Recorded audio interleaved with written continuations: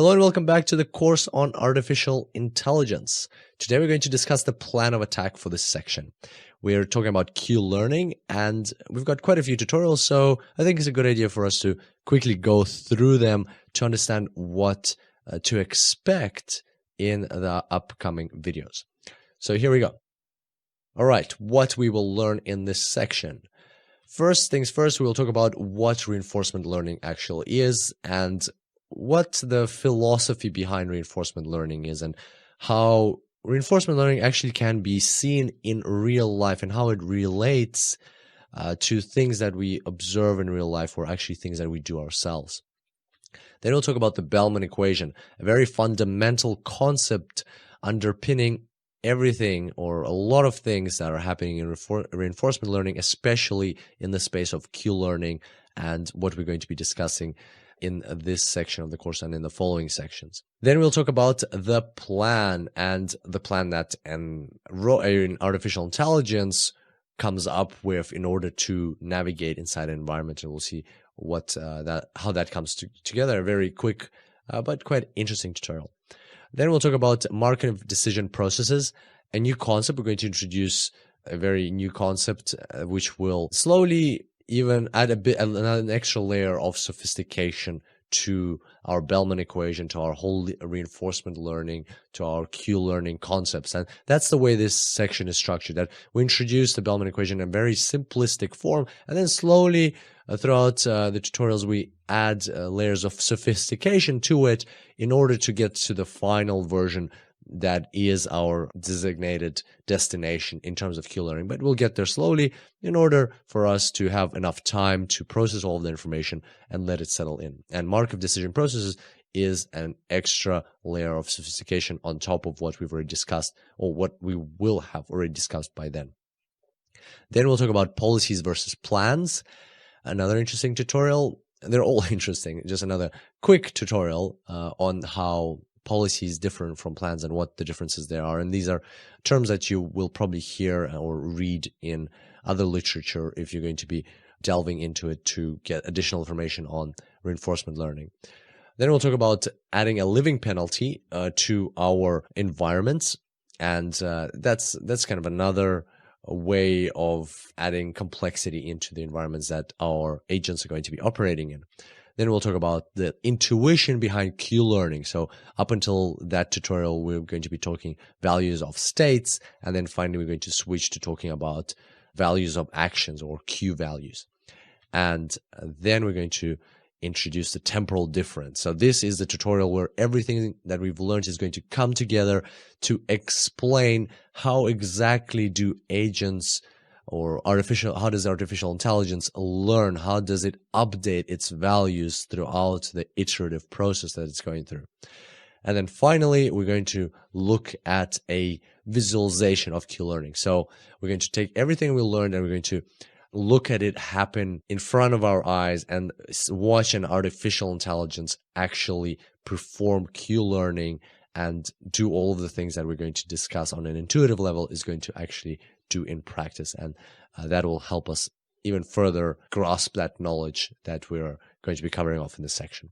So hopefully you're very excited about these upcoming tutorials. I definitely am. And there's some very interesting slides coming up. And more importantly, the concepts themselves are very, very interesting. And I'm sure you're going to enjoy them quite a lot. And I look forward to seeing you next time. Until then, enjoy AI. Hello and welcome back to the course on artificial intelligence. I hope you're excited about today's tutorial because we are taking our very first step into the world of AI, and today we're talking about reinforcement learning. It's a very important tutorial because it will underpin everything else that's going to be happening in this course. So let's get started. Here we've got a little maze, and this maze is our representation of an environment, and that's what we're going to be dealing with. In this course, we're going to be dealing with certain environments in which our artificial intelligence is going to be performing, is going to be taking actions, is going to be looking to beat these environments, going to be looking to win in these environments. And here we've got an agent. The agent is our artificial intelligence. That's the person or that's the mind that's going to be navigating these environments and learning from the feedback that the environments are going to be giving it in order to perform certain actions. And so the way it works is the agent performs certain actions in this environment, and as a result, the state in which it is in will change. So it might be further or closer or more to the left, more to the right. It might have a certain other parameters that describe its state. And those parameters are going to change. So the state is going to change because of the action it takes. And it will also get rewards based on the action. So every time it takes an action, the state will change and it'll get a reward. Now, bear in mind, sometimes it might happen that it won't change the state. The action won't change the state, or there won't be a reward for taking that action in that certain state it was in. But nevertheless, the agent is going to keep doing that. It's going to be taking actions, changing the state, getting rewards, taking actions, changing the state, and getting rewards. And by doing that process, it's going to be learning about the environment. It's going to be exploring the environment, understanding what actions lead to good rewards and favorable states, and what actions lead to bad rewards and unfavorable states. And this is a very simplistic representation of a very global problem. So if you think about it, environments actually don't have to be just mazes. It's not just about getting out of a maze or finding a treasure in a maze. An environment can be pretty much anything in life. So imagine you waking up in the morning and cooking an omelet. So in order to make that omelet, you need to go through certain steps. You need to get the salt, get the eggs, get the frying pan, switch the fire on, and so on. And it does sound like a routine, mundane thing, but it's become routine because you've done it so many times. But in reality, it's an environment where you're performing certain actions. You're putting the fire on, you're putting the frying pan on the fire, you're putting all the eggs into the frying pan, and you're putting some salt on the eggs, and you're turning them over, and so on. So as you can see, there are certain actions which you're taking in certain states, and those actions lead to certain other states and sometimes rewards. So for instance, when you put the fire on and you wait, you're taking the action of wait too long, and then you put the eggs into the frying pan, the reward is going to be very negative. It's all going to burn.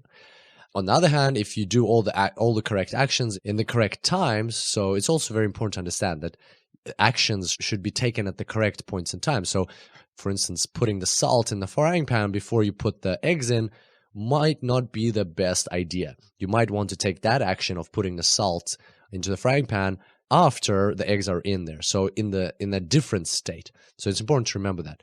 And at the same time, so if you take all the correct actions in the correct order, in the correct states, your final reward could be that you get an omelet which you can eat. And so that's a very basic activity in your life, but if you think about it, it is actually an environment, and you are the agent going through this environment and performing tasks. You don't really need to learn anything because you already know it pretty well, but at the same time you could learn. Maybe you could learn how to make a better omelet, or especially if it's your first omelet that you're making, you're probably going to screw it up, but you will learn from that because you will understand what actions lead towards states and rewards. And anything else in life, for instance, even trading on the stock market and buying and selling and getting certain feedback from the market in the sense of return, positive or negative returns, that's also an environment, and that's you participating in that environment as an agent. Driving a car is also an environment where you can turn the steering wheel, you can accelerate, you can brake, and so on, and you're getting feedback from the environment. And one of those feedbacks is a policeman giving you a speeding fine if you're going above the acceptable or allowed speed limit on that highway. And therefore, from there, you learn that, okay, that's not something that should be done because it leads to a negative reward. So rewards don't have to be just at the very end of the process. They can be throughout the journey, throughout the process. So those are a couple of examples. And in terms of AI, the simplest way to think of reinforcement learning is like training a dog. When you train a dog, you give it certain commands, and if it obeys those commands, then you give it a treat. You give it like a biscuit or something. If it doesn't obey those commands, you tell it that it's a bad dog, or you just don't give it a treat. And through that process, it learns what certain commands or what it needs to do, what action it needs to take in certain states. And the states are the commands that you're giving it. And based on that, it will get certain rewards. Of course, in the world of AI, it's not that complex. You don't have to give the AI treats. You don't have to have like a bag of biscuits with you every time. You just give it a +1 or a -1. So it's a huge advantage that in the world of AI, we've created these AIs ourselves. So the rewards that we're giving them, if you think about it, this is really cool. If the rewards you're giving them, they don't actually exist. They're just a plus or a -1 or a one or a zero, something like that. So it's all non-existent, it's all imaginary stuff, but at the same time, it leads to great results. We can create these amazing things, these amazing artificial intelligences by just providing rewards which don't really exist, plus and minus one. It doesn't cost us anything, but at the same time, it leads to results. So very similar to real world and that example of dogs, but here the rewards are digital and just numbers. And with that in mind, we can talk about a little bit about robo-dogs. I love this example. So this is just a random picture. It's not necessarily that exact robo-dog, that is trained through reinforcement learning. Some robo-dogs, especially the older ones, you'd have an algorithm in there.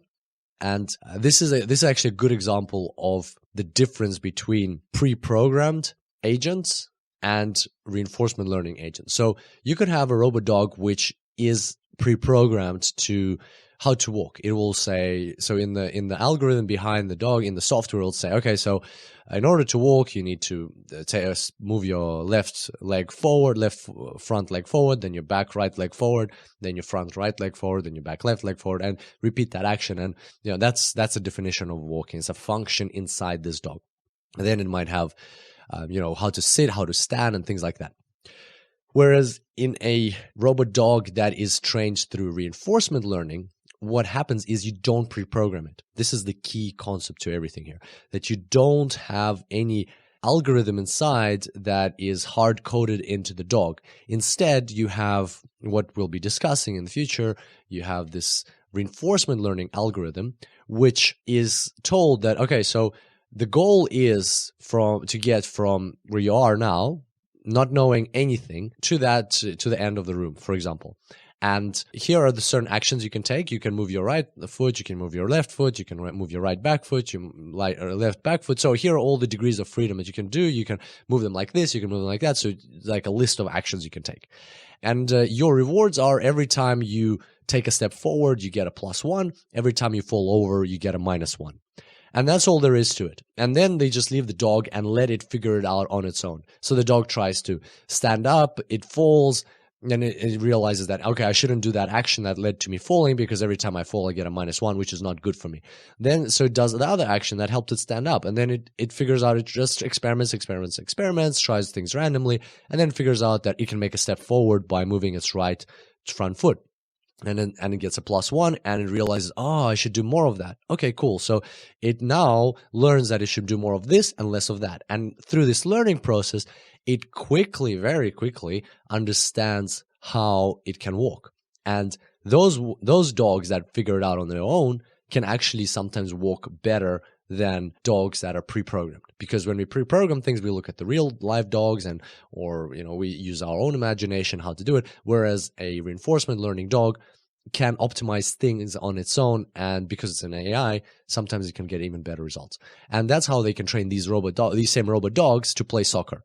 You can't train a normal dog to play soccer because simply the whole approach is different, and it's not something that probably a normal dog has been trained to do or has ever done in its process of its evolution.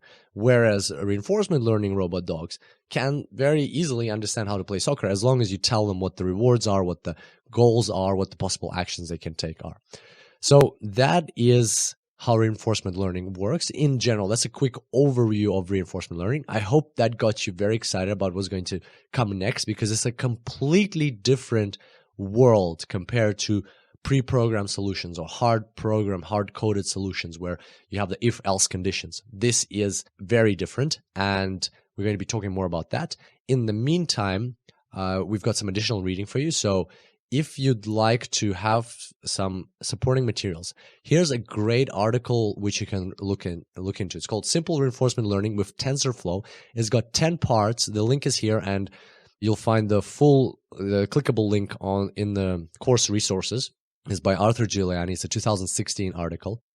And you can follow along this course and also get additional information from that article. But bear in mind that article is with TensorFlow, whereas in this course we are using PyTorch. So different implementations, but at the same time you might pick up a few things here and there that might supplement your learning that we're going to be doing in this course. So great article to follow, even if you're not considering following it for sure. Just in case, check out that first part and see if you like it, see if you would like to read it a bit more. And then we've got specific to this tutorial about reinforcement learning. There's a paper by Richard Sutton, which is called Reinforcement Learning 1 Introduction. It's a 1998 paper, so quite old, but it's, at the same time, you can learn a bit about reinforcement learning, some of the examples like that omelette example and other examples of where reinforcement learning can be applied, and just a general overview of reinforcement learning if you are looking for some additional reading. And on that note, we're going to wrap up this tutorial. Can't wait to see you next time, and until then, enjoy AI. Hello and welcome back to the course on artificial intelligence. Today we're going to talk about the Bellman equation. It's quite a complex topic, and we're going to introduce it in a step-by-step manner throughout this whole section of the course. So we're not going to just jump straight into the most complex version of the Bellman equation right away, but instead we're going to introduce it slowly in order to gradually understand how it works. And I hope you're cool with that approach. If you are, let's get straight into it. So we're going to have a couple of key concepts that we're going to be operating with. And these concepts are: S stands for state, so the state in which our agent is, or any other possible state in which it can be. A represents an action that an agent can take. So an agent can have access to a certain list of actions, and actions are very important when they're looked at in a state combination. So when you're in a certain state and then you look at actions, then it starts to make sense what's going to be the result of those actions. Because if you look at an action by itself without a state, it doesn't really make sense because you don't know where you are and where you can possibly end up in. Then we'll have R, which stands for reward, and that's the reward the agent gets for entering into a certain state. And gamma is the discount factor, and we'll talk about the discount factor in a second. It all makes sense just now, but let's just take a note, make a mental note that we are going to have this letter gamma that we'll be operating with later on. So the person behind the Bellman equation is Richard Ernest Bellman. He was a applied mathematician and came up with the concept of dynamic programming, which we now call reinforcement learning, or which we call the Bellman equation now. That's what we call it now. And in 1953, he came up with that concept, and that's when the Bellman equation came to be. So let's have a look at how this all works. There's our lovely agent in the bottom left corner, and he is in a maze. And this is quite a classical maze where you've got some blocks. The white blocks are blocks in which the agent can step into. The gray block is the one that is just not accessible, so that's like a wall in this maze. The green is where the agent should be aiming to end up in. That's where we want the agent to go. That's the finish. And the red is a fire pit. So if the agent falls into the fire pit, he will lose the game. So in the fire pit, the reward, which is R, is -1. So that's our way of telling the agent that's not something we want you to do. Like, remember an example of when we're training dogs, we want to tell them like bad dog if it's not doing the right thing that we want it to do. Same thing here. We want to tell the agent that this is not something that you should be doing. It shouldn't be ending up in the square. So every time it does end up in the square, it'll get a -1 reward. So it will be punished with a -1 reward. On the other hand, if it ends up in the green square, it will get a +1 reward, meaning that that is what we want it to do. So those are the two rewards that the agent can possibly get. And how does it learn how to operate in this maze? Just like in that example of the robot dogs that learn to walk, we're just going to let it know. We'll just tell it that here are the actions you can do. You can go up, right, left, or down. Those are the 4 possible actions that you can take. And that's it. Have a play around with that. See what you can come up with. So the agent might go to the right. Then they might go more to the right. They might go back to the left. They're just randomly pressing these buttons, and they're trying to see what happens. Then they go back here, they go up, go down, go up, go right. So for now, they haven't learned anything. So far, nothing has happened. They go right, and then bam, they end up in the green square. So they realize, wow, I just got a +1 reward. So as soon as they stepped into the green square, they got a +1 reward. And that triggers the algorithm to say, okay, that's really cool. I am rewarded for ending up in this square. So I want to end up in this square. So what does that mean for the agent? That means it starts to ask the question, how did I get to this square? What was the preceding state I was in, and what action did I take to get into this square? And then it looks back and it says, okay, so the preceding state was this one. It turns out to be valuable in that state, the one that's marked with the red arrow, because from that state, I'm just one step away from getting the maximum reward I can possibly dream of +1, like a biscuit for a dog.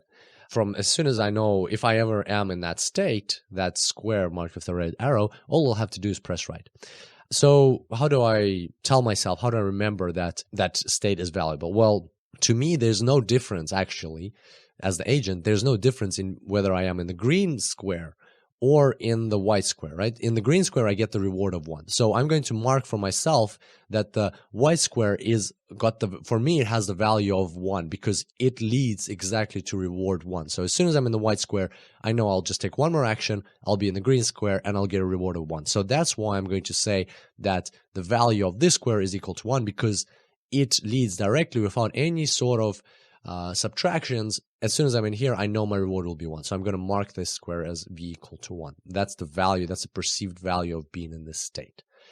Next, the agent's going to be like, okay, so how did I get into this square? And, he might walk around again and so on, end up in this square again and be like, okay, how did I get into this square before that? And the way I got into this square was from this square. Interesting. Okay, so as soon as I get into this square, I know that all I have to do is go right, and then from here I already know that I'm going to win. I know exactly how everything's going to unravel from here, and I know the value of being in this state is equal to 1, and since there's nothing is stopping me from going from here to here, the value in this is the perceived value, I'm going to value being in here as v equal to 1 as well, because as soon as I'm in here, I know I'll be here, and I'll be here pretty quickly, so I'm going to win. And then how did I get into this square before that? Well, I got into this square from this square. So the value, a similar approach, the value of being here is also equal to 1. And so on. So the value of being here is equal to 1, and the value of being here is equal to 1 because each one of them leads to the next one and leads to the finish line. So that's all pretty logical at this stage. This is us pretty much designing the Bellman equation right now. So we could possibly think about designing an equation that helps an agent go through the maze. So look at the reward, then the preceding state, give it a value of equal to reward, the preceding state, and so on. So it kind of creates this pathway. It's all great and well, but the problem here is, okay, what happens if our agent, for some reason, starts in this state? Instead of starting here and taking these actions, but it actually starts in this state. How does it know? How does it remember which action to take? Should it go right or should it go down? Or should it maybe go left or should it go up? How does it remember which is the next continuation from here? If the only values it has is these values of equal to 1. So it cannot see what's further away. It can only see, all right, what I have here and what I have here. How does it know which way to go? Well, at this stage, it doesn't. It's pretty identical for the agent which way to go. And so that's why this approach doesn't really work. It's a very simplistic explanation. Of course, there's much more to it, but in an intuitive way, that's why we kind of just carry on this value backwards like that, because one of the reasons is once the agent is in between these two values, where is it going to go? It can get confused like that. And so how do we solve this problem? What are we going to do here? And this is where we're going to start introducing the Bellman equation in its actual form slowly, step by step. So the Bellman equation looks something like this. So we've already talked about V, the value of being in a certain state. S is your current state or any given state, and there is S as well. And S prime is the state, the following state, the state that you will end up in after this state, and by taking a certain action.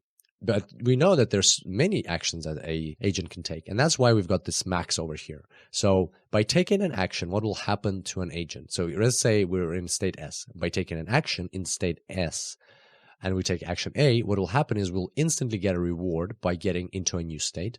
And remember that reward can be 1 or +1 or -1 if it's at the end of the game, or it can be a 0 if it's throughout the game. In this case, our reward throughout the game is 0. So that's the reward. Plus, we will get into a new state which has value of S prime. So that's the value of the new state. And gamma. We'll talk about gamma in a second. But the point I'm trying to raise here, or the point I'm raising here, is that we've got many different actions that we can take. And that's why we've got the maximum. So by taking action, we get a reward, plus we end up in a new state. And so for every in our case, we have 4 possible actions. For every one of the possible 4 actions, we're going to have a equation like this. So this is going to have a value they will have a different value for every one of the 4 actions. And we're going to look at only the maximum because, of course, the agent wants to take the optimal state. So if he's in state S, he's going to look at these values. He's going to find the maximum based on the action and going to take that action that leads to the maximum of these values. So hopefully that makes sense why we're taking the maximum here. Then once we've got the reward and the value of the state, why do we have this gamma parameter here? Well, it's there exactly to solve that problem of where the agent doesn't know which way to go because it cannot, it's comparing the values of 2 states on both sides and they're the same. That's why the gamma is called the discounting factor. So we're going to have a look at that in practice now to better understand it. So let's take our formula. We'll put it here on the top right. And now we will analyze what the values of these different states are. And every state here is a square now made. So any one of these white squares is a state, and we were going to calculate the value of being in that state. So let's start with this square. What is the value of being in this state? Well, we need to take the maximum of this value across all actions. And we know that this value is maximized as we get closer to the finish line. That's how it's constructed. And just by looking at it, you can see, because here it's got the reward and here it's got a discounting factor multiplied by the value of the next state. And it just makes sense that that's how we would construct that equation. So it makes sense that from here, the maximum of this value will be if we move to the right. So that's how we calculate the value of the state. This value of this state is equals the maximum or equals to this value if we move to the right, if we take an action of moving to the right. So what will this value be? Well, the reward of moving to the right is equal to 1. And regardless of what gamma is, we don't have a value in the state because we are already in the best state possible. So this is the final state. It won't have a value. We just get a reward here, and that's the end of the game. So the value will be of this maximum will be equal to 1. And that's why value of state S here is equal to 1. Now, things get interesting when we move to the left, when we move backwards a bit. So now let's calculate the value of being in this state. And for that, we're going to need gamma. So let's say our discounting factor is a 0.9. And it'll make sense what a discounting factor is once we calculate this. So from here, just based on our intuition and because we know how this maze works, we know that the best possible action is go to the right, because from here we go here. So that means the maximum will be achieved when in this state you go to the right. And so let's see what happens if we plug it in here. So if you go from here to here, you don't get any reward, it'll still be a 0. But then you'll get gamma, so you get 0.9 times the value of the new state, which is 1. So in this case, the whole result of this is 0.9 times 1 equals 0.9. So that's our value, 0.9. So if we calculate this now, you'll see that from here, we know, just by looking at the maze, we know, because as humans, because we're understanding how this equation works, of course, an AI, the agent would have to experiment with these things. But because we have like a crystal ball, we can see this whole maze, we have like the bird's eye view right now, we know that the best action is to go to the right. So if we plug it all in here, it'll be 0, no reward, plus 0.9 times the value in this state, 0.9 is 0.81. And so on. So here it'll be 0.73, and here it'll be 0.66. So you can see that the way the discounted factor works is it discounts the value of the state as you are further away. So if you're familiar with finance theory, then it's something similar to time value of money. Like, what would you think about it this way? What would you prefer, to have $5 today or $5 in 10 days from now? Just if somebody was to give you a choice, I will give you $5 today, or I'll give you $5 10 days from now. Well, of course, you would choose $5 today. Why is that? Well, because you can take those $5 and you can invest them at a certain interest rate, which is very similar to gamma, and your $5 in 10 days will actually grow into maybe $5.73 or something like that. And that's how time value of money works, and very similar concept here. And the important thing to understand here, this is just a theory, a way that reinforcement learning works. So Richard Bellman came up with this equation, and from then, now that's how we use it. So you could go ahead and come up with a different equation. It doesn't have to have gamma, it might have some other factor, it might not even have a factor. But this approach works, and that's why we're using it. And this is what it visually looks like. So the further away you are, the less value of this it being in this state. And in terms of time value of money, if I could say to you, where would you rather be? Would you rather be here? Would you rather be here? You would say, I would rather be here. So we're creating that same phenomenon as in time value of money. We're artificially creating it through gamma so that in order to incentivize agents or inspire agents to be closer to the finish line. So if an agent were to be asked, would you rather be here or here? Because of the way this equation works, it would choose to be here. There's nothing more to that, nothing less. It's not something that the world works this way. No, it's just something that we're artificially creating in order for our agents to understand that this is good, this is good, this is good. They're all good, but this one is better than this one, and this one is better than this one, and this one is better than this one. And that way you can see, the agent can see in which direction it needs to go. So it can see that if I'm standing here, remember that problem that we had, or was he standing here? Yeah, so if he's standing here, do I go down? Or like if I'm standing here, do I go up or do I go down? Well, now it's not a problem anymore because he can see that it's actually better to go up because the value is bigger here. And then from here, it's better to go right because the value is bigger here than here. And then from here, it's better to go right because the value here is bigger than here and then here. And then from here, he already knows that he needs to go right because he'll get a reward here of 1. So that's how this whole approach works. Now let's have a quick look at the rest of the square. So how do we calculate the value in this square? Well, here is where things get a bit tricky. So from here, you might not actually go left, right? You might actually go right. So we can't just keep going like that because it might actually be shorter to go this way. So what we're going to do is we're going to calculate the value in this square first. And because obviously from here, the best way is to go is up. Again, that's because we have the crystal ball, we can see things. And you'll see further down in this section, you'll see how the agent actually explores this, understands this on their, like through experimentation. But for us, we know that it's better to go this way. So we're going to calculate the value here. And that's why we're going to calculate the value in this square first. So here we have 3 possible actions. In reality, we actually have 4. We can also go left. The agent could hypothetically press left and bump into the wall and stay here. But for simplicity's sake, we're just going to show the actions that we, knowing what we know and having the crystal ball, we know which actions are the ones that actually to lead to something other than the same state again. And so here, from here, we know that again, just because we have a crystal ball, we know that the best way to go is this way. An agent, of course, would have to experiment and find the best way. And you will see how that happens further down in the section. You'll see actually how an agent walks around and how you would experiment trying to find these values. But for us, we know it's that way. So here, if we plug everything in, 1, so the maximum, the best output is when you go up. Here's a 1, 0.9, 0. So you plug that in, you get 0.9. Okay, so we calculate that one. Let's calculate this one. Same approach. This is, you have 3 ways you can go. Actually 4 for the agent, but for us, we can see it's only 3. So 0.81. From here, you have 0.73. And it actually ties in nicely with this value because then if you discount again, you get 0.66. And here you have 0.73 because this is the optimal route. So there you go. That is the values of all of these states. And now you can see that because we've created this equation, or we've created synthetically this whole concept of the closer you are to the finish line, the more valuable that state is. Now, because we've created that, now it's pretty obvious for the agent which way it should go. And we'll talk more about that in the coming tutorials. I hope you enjoyed today's session. And I know it might sound a bit very basic at this stage, but as we go through this section, we will add a bit more complexity to it. At the same time, if you cannot wait, if you want to jump into it, then there's a paper which you can look at. And it is the original paper by Richard Bellman. It's called The Theory of Dynamic Programming from 1954. And you can find it at this link.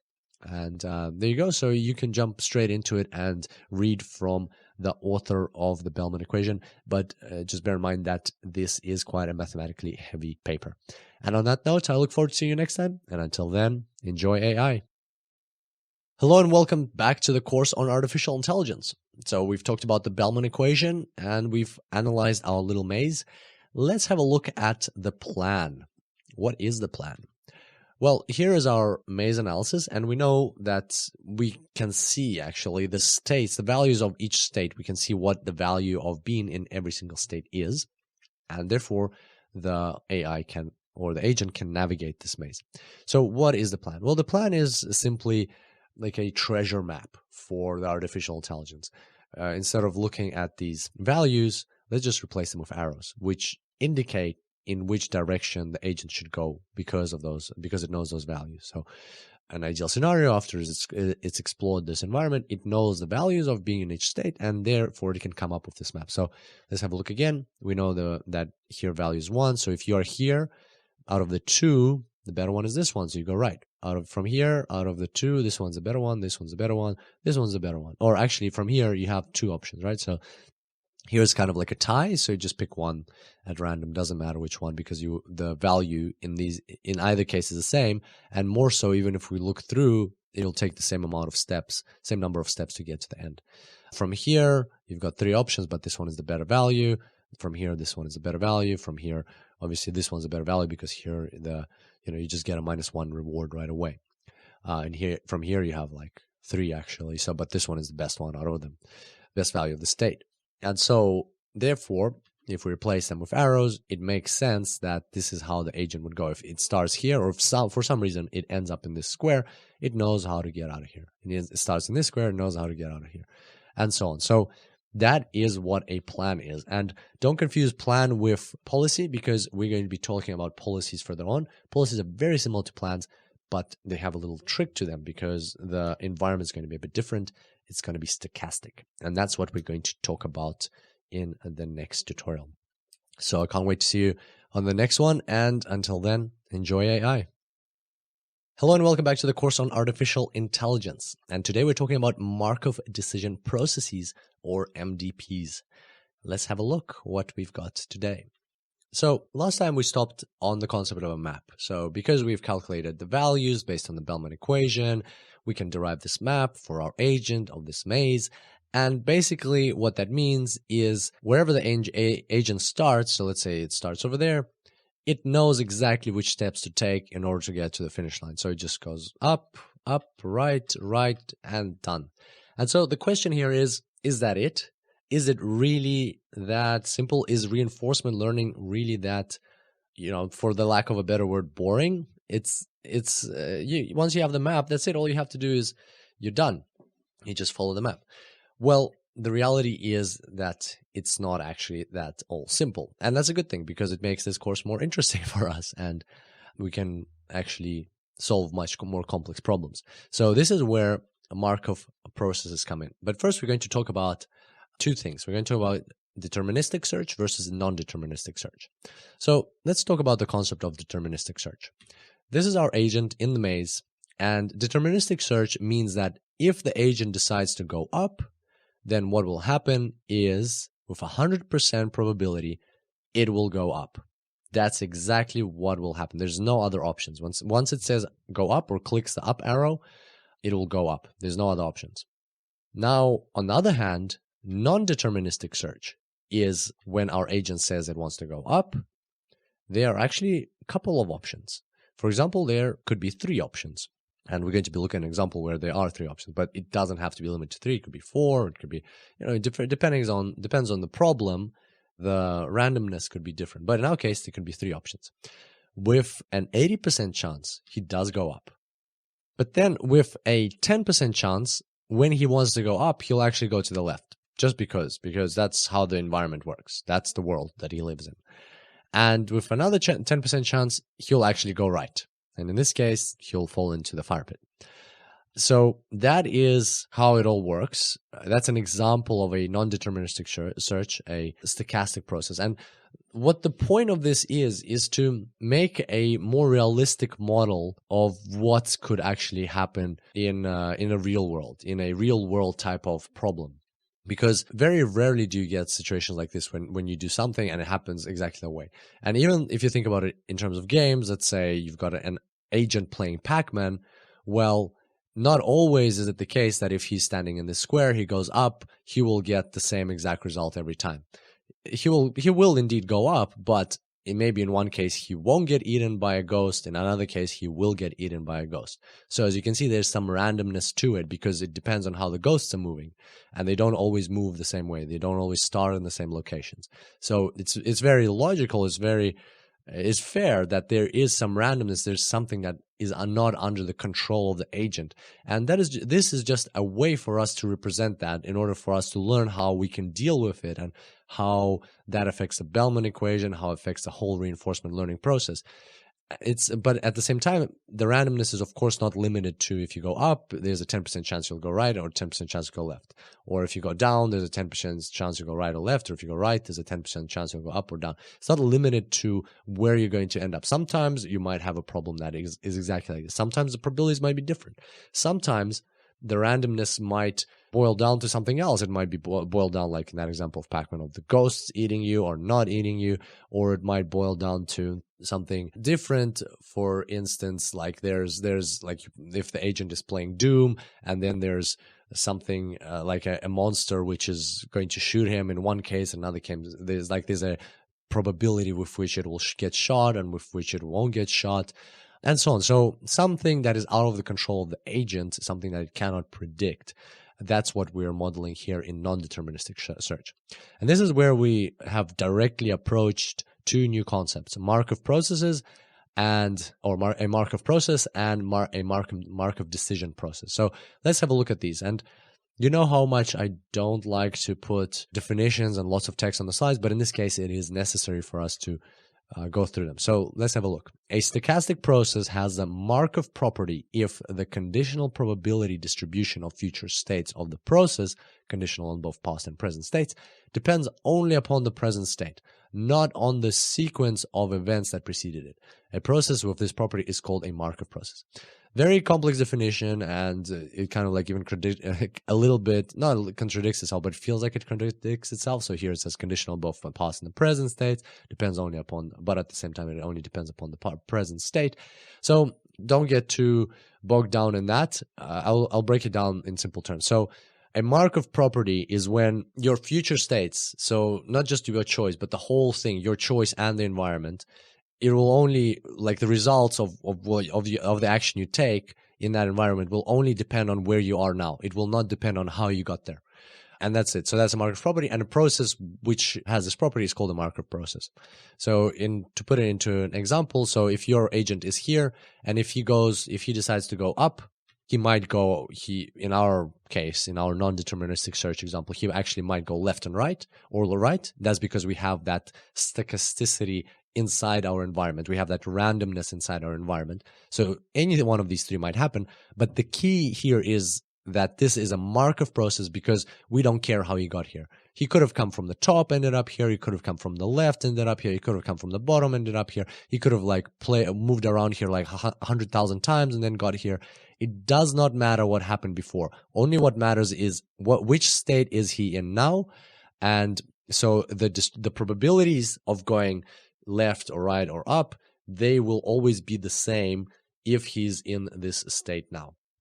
And so that's basically just saying, it doesn't matter what happened before, we're here now, this is the state you're in. And don't forget that state doesn't just mean where he's standing. The state is the state of the agent in the environment. So is there like monsters on the right, or are there monsters on the left, or is the ghost coming from the top or the bottom? Whatever state you're in now, doesn't matter how you got there. Doesn't matter how it all came to be that you're there in that state now. What will happen in the future is only determined by the state you're in now, plus the actions you will take. Then plus, of course, the randomness that is overlaid on top of that. So that's a Markov process.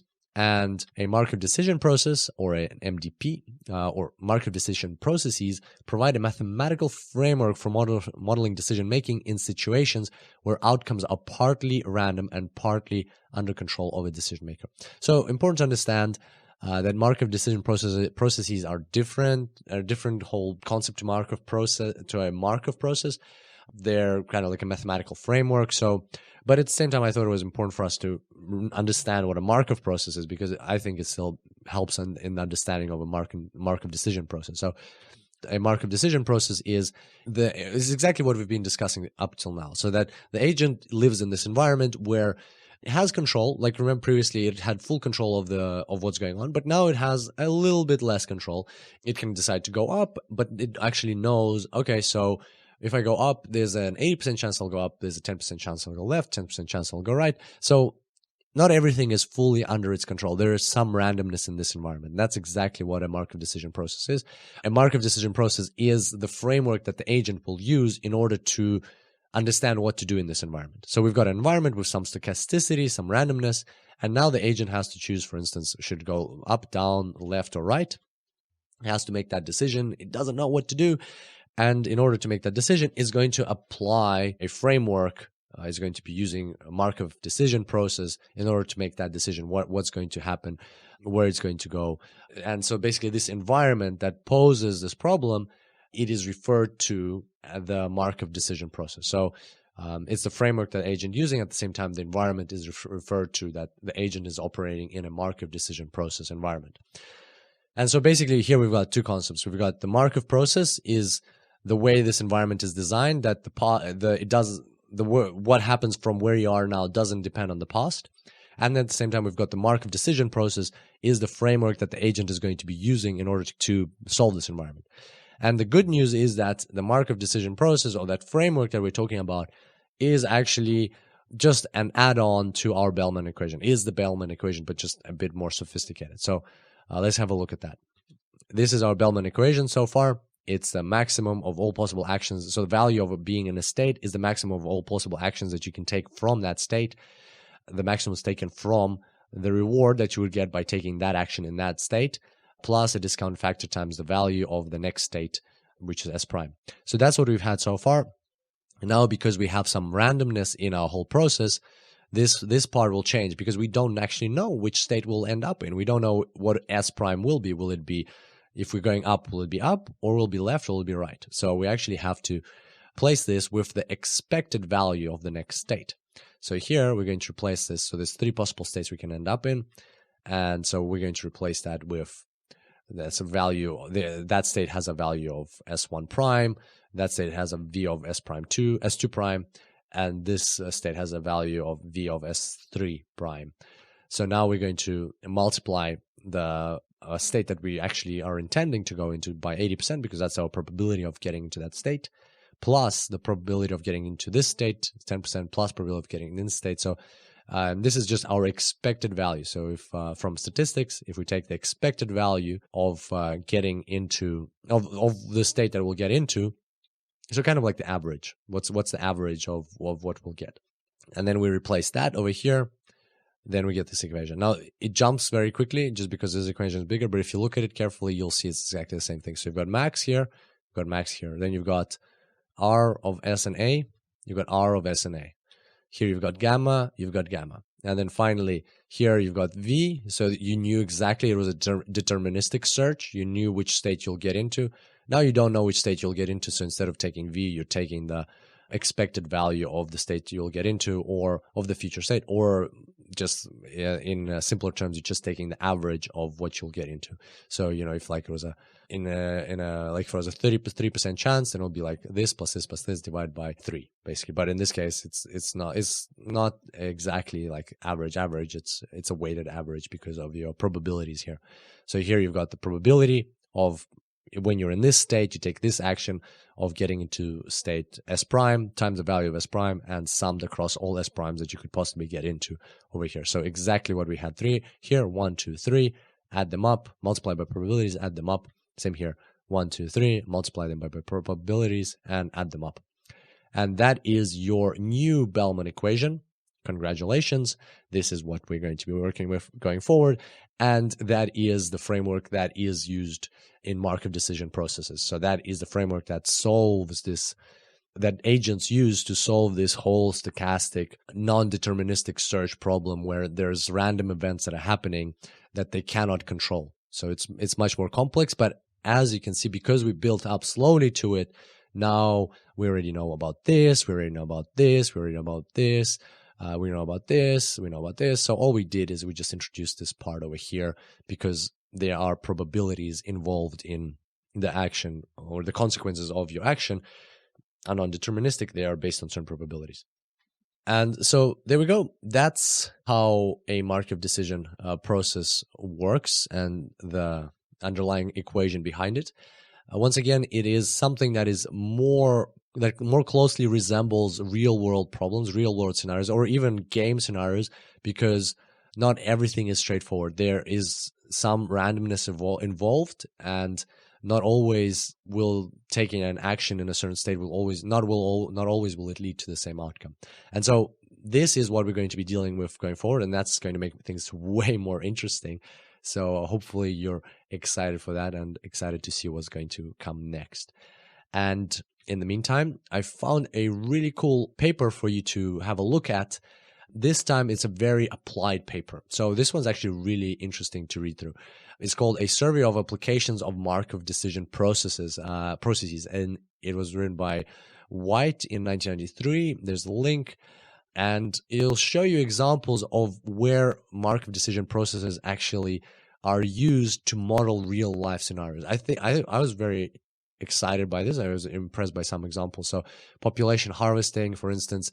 So let's say you have some fish, and you know what the population of the fish is. You need to decide how many fish can we fish out this year, and so that's your current state. That's the action that you're taking. How many can we fish out this year? So that what are the possible outcomes of that? How many fish will we have next year? How many fish will we have the year after, and the year after, and so on? And it's not deterministic, because it's not like if you take out, I don't know, 90% of the population, then next year you will have, back to 100%. It's not exactly deterministic. There are certain random factors involved which are out of our control, and therefore we have to understand what's going to happen. We have to model what's going to happen. That's where a Markov decision process is used. Agriculture, there's an example, like same thing, like harvesting crops. How much crops do we harvest? How much do we not harvest? Another one which I looked at, finance and investment. Like an insurance company needs to decide how much of its funds it will invest in any given, I think, day or year or some period of time. And there are certain factors that are out of its control. For instance, the market movements, it doesn't know what can happen. So it needs to actually model that somehow, and a Markov decision process is used for that. So here you can see lots and lots of examples, and this is the number of examples given, I think, for each one. And so, even sports, 2 examples for sports and epidemics and motor insurance claims, inspections and maintenance and repair, and so on. So very interesting. Have a look at that, just to give you an understanding of, hey, this is not just all made up stuff, hypothetical, the Matrix type of thing. This is actually a real world scenario. So it'll give you a better understanding. And this is what we talked about in the promotional video for this course, that or the description of the course, that we're going to inspire you and your intuition to give you ideas for how to use AI in real life. This is your opportunity. Look at this paper to understand, okay, so we're going to be dealing with Markov decision processes going forward. That's really cool. What do they look like in real life? And this possibly could trigger some ideas for you how you could apply AI in the future to make the world a better place. And we'd be super happy about that. We'd be super happy if you could use what you learn in this course to make the world a better place with AI. How fantastic would that be? So on that note, I hope you enjoyed today's tutorial. I look forward to seeing you next time. And until then, enjoy AI. Hello and welcome back to the course on artificial intelligence. Previously, we had quite a strenuous and long tutorial on Markov decision processes, and hopefully you got along well with that, and hopefully I could explain things in a approachable and engaging way. And today we're going to talk about policies versus plans. It's going to be a quick and fun tutorial, because now we're entering into a new world. We're entering into a world of stochastic search, non-deterministic search. It's not just about getting through the maze, but also accounting for random factors that might just hit you in the head when you're going through this maze, and you need to be prepared for them. That's the world our agent is living in, and it's more fun, but it's also more dangerous. It's less predictable. So how is our agent going to behave? Let's have a look. There's our Markov decision process framework, which is, once again, our favorite Bellman equation. However, the more advanced version of the Bellman equation we were working with. So from now on, we're just going to call this the Bellman equation. And here we've got our maximum across all actions. So the value of a state, any S state S, is the maximum across all actions that an agent can possibly perform in that state. And the maximum was taken from the reward that the agent will get by performing action A in state S plus a discount factor multiplied by the expected value of the new state it will be in. And the expected value is taken here because they are it doesn't know exactly what state it'll end up in. There are some random effects that are present in the environment that might alter the state, and not he might not end up in the desired state. He might end up in a different state. That's why we're taking the expected value over here, this sum over here. So let's have a look at this as our example, or in our example of the maze. So this is what we had previously. So previously we were dealing with deterministic search. So we knew that, all right, so if I'm here, I definitely need to go here. If I'm here, I definitely need to go here. If I'm here, I definitely need to go here. If I'm here, I'm here. So it was all pretty straightforward. Once you have this map, and remember we called it a plan. Once you have the plan, it's pretty straightforward what you need to do. There are our arrows. So that's the plan with the arrows. And from here, it was very straightforward. These are the routes that the agent would take. Wherever you start on this blue line, that's exactly the way you would go. However, now we don't have a plan anymore. We can't have a plan because, whatever we plan might not happen. It's not under our control. A plan is when you know exactly what you need to do next. You know the steps. So you have a starting point, you have a goal, and you know every single step, so you can plan them out. You're like, I'll do this one, I'll do this one, I'll do this one, like in life, like a plan. But at the same time, there's so much now randomness going on. You can't have a plan, because what if you get here and then you click to the right and actually takes you down? So that's not part of your plan. So that's why it's not called a plan anymore. And here we're going to calculate the values, or we're actually going to just look at the calculated values for this same problem, but given that we have this randomness inside. So these are the new values. And so why are these values different? So let's just compare it to what we had previously. This is what we had previously. These are the new values. So once again, we had previously, you can see 1, 0.9, 0.81, 73, 66, and this is what we have now. 86, so less than 1, 74, 71, 63, and so on. And by the way, these are not exactly the correct values. These are off the top of my head, but if we were to run an agent, values would be something similar to this. And the values could change because depending on the gamma that we choose, 0.9 or other value. But nevertheless, for argument's sake, these are the values that we're dealing with now. And they're approximate. They convey the whole notion in the correct way. So let's have a look at them. Why have they changed? Well, why is here, let's start with this one. Here the value was 1. Why is it all of a sudden 0.86? Why is it less than 1? Can't we just go from here? Well, we actually can't, because from here, if we go right, which is our intention, if we go right, we would actually, with a 10% chance, we'd end up here. So we'd hit the wall and we'd be back in this state. And remember, we have a gamma, so the value would be discounted.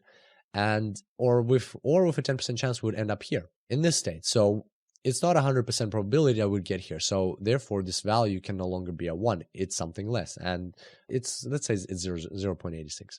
So that's an example of why it's like this. And you could get the exact value if you calculated the Bellman equation, the full Bellman equation that we have now. The only problem is that there'd be some recursion, because you would need to know the value for this, and then you would need to know the value for this. It's quite complex, and that's why we're not doing the calculations manually here. That's why the AI can do them as it's going through all of this. It's like nothing too complex for the AI to calculate these things. So that's our value here, but now let's take a look at a different one. So here it used to be 0.9, just because of the discounting factor, remember, from here to here. Again, now from here, we can't just jump from here to here, simply because even if we go like this, we might end up back here, right? There's 20% chance that we'll still stay in the square because we'll hit a wall. And again, and so on. So the value of being here is 0.71. Again, the discounting factor, this might look odd to you, that this is, even with the discounting factor, this is too high. Maybe the discounting factor in this example is not 0.9, maybe it's 0.99 or something like that. So don't worry about that. Just kind of like focus on that the values have indeed changed, that the values are now less, mostly because it's not 100% probability to get to the state that you want to get. And what you will find an interesting one is here, that here it used to be 0.9, and it actually has dropped very much. It's dropped substantially. Why is that? Well, because if you go from here up, which is our intention, there's a 10% chance of hitting the wall, but there's a 10% chance of actually ending up in the fire pit and losing -1 to reward. And basically that means for the agent, that's end of the game. And so this is a very bad state to be in. So all of a sudden, remember, we had 0.9 here, 0.9. So they were equivalent. It doesn't matter you here or here. They're pretty much equal in terms of value of being in each of these states.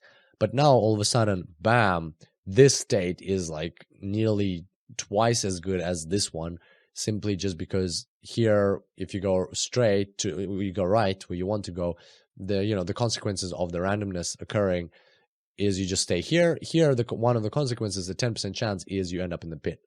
So as you can see, this is no longer such a good state anymore, simply because of something, that fluctuation that could happen. As you can see, this one is also very bad because it's as bad as this one in terms of, there's only a 10% chance of ending up in the pit and 10% chance of ending up in the wall.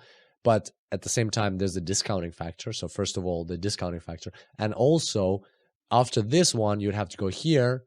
And even if you hypothetically went here, you could end up in the pit again. So that chance would also be taken into account. Because remember, this value is derived from this value, and this value is derived from this value, right? And therefore, it's smaller. But in reality, actually, that what I said there was wrong. This value is not derived from this value. So if you just have a look now, you will notice that this value, V over here, is actually greater than this one.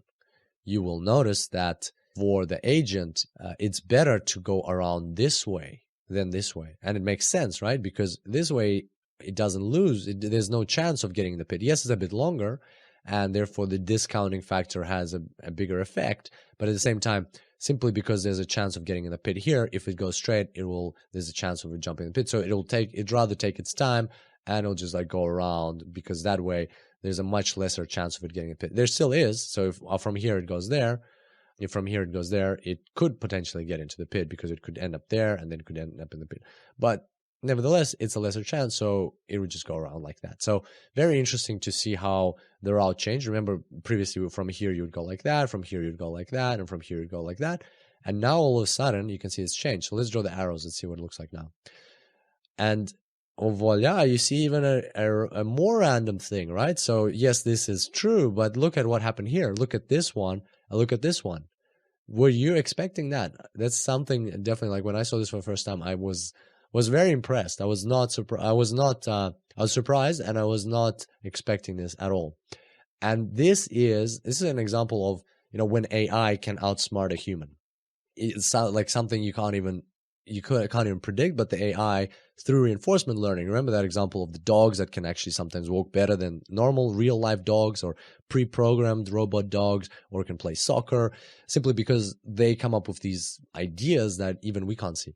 And so that's a great example, right? So you probably weren't expecting that as well, that the agent, instead of going up, it's like, why would if I go up, then there's a 10% chance I'll jump into the pit. But what does it achieve by going into the wall?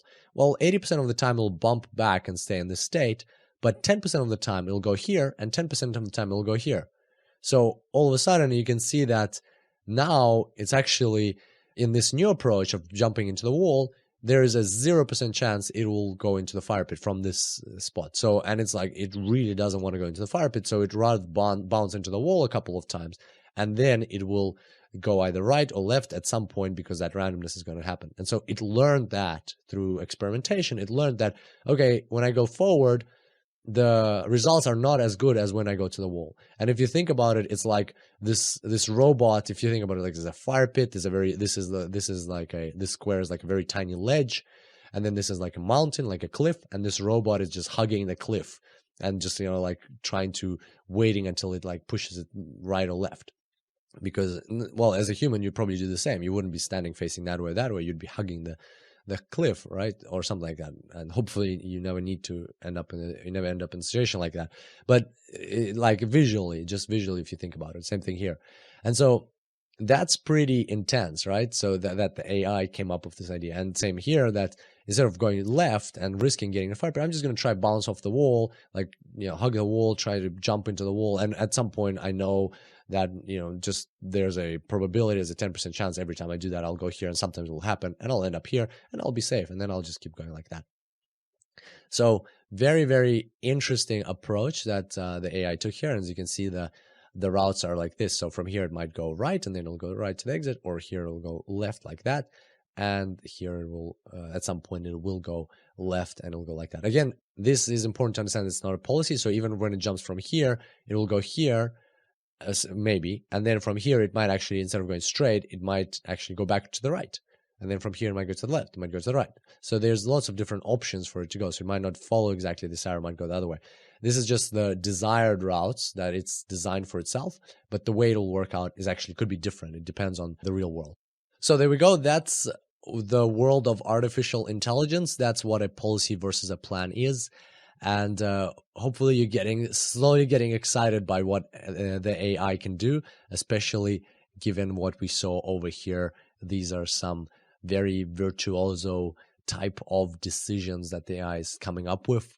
And as you can see, when you apply AI, even from this small example, you can see that even when you apply AI in the real world, maybe you'll come up with ideas and decisions that even sometimes humans can't come up with. And that's exactly kind of like what happened in those games where the Google AlphaGo was playing versus Lee Sedol, the champion of Go in Korea, back in the world champion of Go, and they were playing in Korea back in 2016. I think it was March 2016. It came up with some moves that humans had never played in 3,000 years, or humans were not used to playing. And this is exactly an example of that. So once again, hope you're getting excited and pumped about this course and about what we're going to create. And I look forward to seeing you next time. Until then, enjoy AI. Hello and welcome back to the course on artificial intelligence. Today we're talking about the living penalty. All right, so here we've got our Bellman equation, and as we've been going through this course, we've been slowly making it more and more complex. So far we've already added these probabilities in here, and also we've added the discounting factor. Now we're going to look in more detail at this side of the equation where we have the reward. Now remember, previously, when we talked about how reinforcement learning works, we said we have an agent and it performs actions in the environment, and in exchange, or as a result of that, it gets a new state in which it's now in and a reward for that action. Well, so far in our example, we've only been getting rewards at the very end, either if we get to the finish line or if the agent ends up in the fire pit, he gets a +1 or a -1 reward. But that is a very simplistic approach to reinforcement learning, and in more realistic scenarios, you will likely have rewards throughout the journey, not just at the very end. You might have rewards throughout the journey. For instance, if it's an AI playing a game, and if, for example, it's like shooting somebody in Doom, it might get points for killing that enemy. Or it might be in a different other game if it overtakes another car or something like that, just because of the rules of the game, not because of its way of analyzing the game, but actually the game is structured in a way that it's reinforcing, it's giving points for doing certain actions even before the game is over. So scenarios like that are very common, not just in games and also in real life. And that's why we're going to introduce something similar into our example, a simplified version of that, but nevertheless a reward that is continuously given to the agent throughout the game, not just at the end. And the way we're going to do it is by looking at the other tiles. So right now we only have reward +1 at the final tile and reward -1 at the other final tile, the fire pit. But now we're going to add rewards in every single tile. We'll add a very small reward. It'll be -0.04, and as you can see, it's negative. So every time the agent moves, he'll get a negative reward. And that's why it's called a living penalty, because no matter where he goes, he will always get this negative reward, except for these final tiles, because that's the end of the game. And so here you can see the reward even on this tile is -0.04, but that doesn't mean that he starts with that reward. He only gets this reward, and this is important to remember, he only gets this reward when he enters a tile. So whenever he performs an action, he goes here, then he will get this reward -0.04. And then if he comes back to this tile, he'll get another -0.04 reward. And so the longer he walks around, the more he accumulates this negative reward. And therefore, it is an incentive for him to finish the game earlier, as quickly as possible. And so now let's have a look at how our policy, or how the agent's policy, is going to change depending on what value we set for this reward. So here are 4 environments, and in each one we're going to explore a different reward. Now we're not going to do the calculations. We're just going to project the results, and you will see that intuitively they make total sense. So here we've got a reward for any step, or for getting into any state, is equal to 0, just as what we've seen before. Here the reward is going to be minus 0.04, what we just introduced now.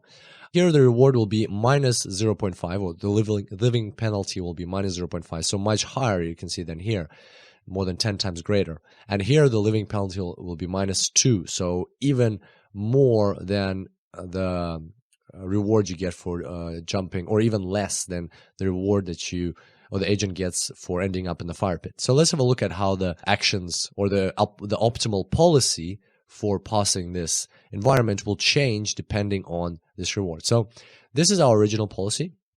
And as you can remember, we had these two very interesting and even a little bit weird decisions by the agent, but which totally makes sense if he can live for as long as he likes, if he can just travel around for as long as he wants without being penalized for staying alive very long. Why not? Why wouldn't he just go into the corner here, into the wall, and just keep doing that until it so happens that he goes this way, and then he will walk around. And same thing here. It's much safer for him to jump into the wall, hoping that one of these will come up eventually, and then he'll go to the finish line anyway. Because by choosing these two actions, he doesn't risk getting into the fire pit. Now let's see what happens if we add a reward, a negative reward for just being alive, for making a step, for making a move. So here you can see that instantly these two changed. Now the agent doesn't want to jump into the wall. He is more likely to risk getting to the fire pit, having a 10% chance of jumping in here, but he will go forward. Because every time he jumps into the wall here, if he was going to be doing it here as well, every time he jumps into a wall, he performs an action, he ends up in this state with an 80% chance, and that means with an 80% chance he will get a minus 0.04 reward, meaning that a lot of the time he's going to be getting this, accumulating this negative reward. Same thing here. If he jumps into the wall, waiting for that moment when he will actually be randomly moved to the right, if he keeps doing that, he will accumulate this negative reward, and that the result of that, if you perform the calculations, you'll see that the result of that, the expected value of that approach, jumping to the wall, is worse than taking the risk of going forward and actually ending up in the fire pit. So he changes his decisions in these two blocks to instead move forward, and here move to the left, even though there's a risk of jumping in the fire pit, simply because now the longer he's alive, the longer he will accumulate this living penalty. In the next environment, now we're increasing the living penalty to even a greater number, minus 0.5, and let's see what changes here. So now you can see that compared to this environment, the only thing that changed here is that this arrow is pointing to the right. And what that means is that now it's no longer a good option for the agent. Oh, actually, also this arrow was pointing to the left, and now it's pointing to the upwards. So now it's no longer a good idea for the agent to go around from here, go around all the way, because if he goes around all the way, yes, he's safer. There's a lesser chance. There's no chance of getting to the fire pit, but at the same time, or there's a less chance of getting to the fire pit, but at the same time, he will accumulate quite a substantial negative reward as he walks around. So the path is too long.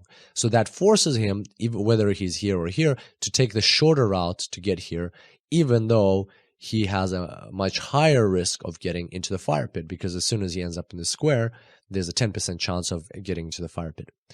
According to his calculations, it's just the expected value of this approach is better than the expected value of going around, simply because we've increased this living penalty.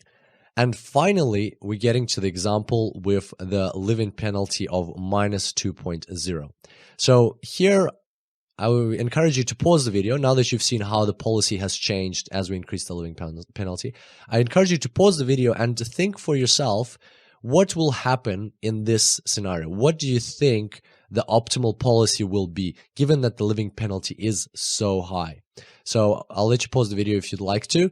And now I'm going to jump into showing you the solution. So in this case, if you increase the penalty to minus 2.0, it's so high. Remember that the penalty here is only minus 1.0. It's so high that the agent just wants to get out of the game in any way possible. Even if it's just by jumping into the fire pit, he will do it. He will be like, every time I make a step, every time I end up in a new state, or every time I make an action, I end up getting a -2 reward. So what's the point of trying to get to the finish line if from here it'll take me 2 extra steps? I'm just going to go here and then straight into the fire pit, because that way my reward is going to be less.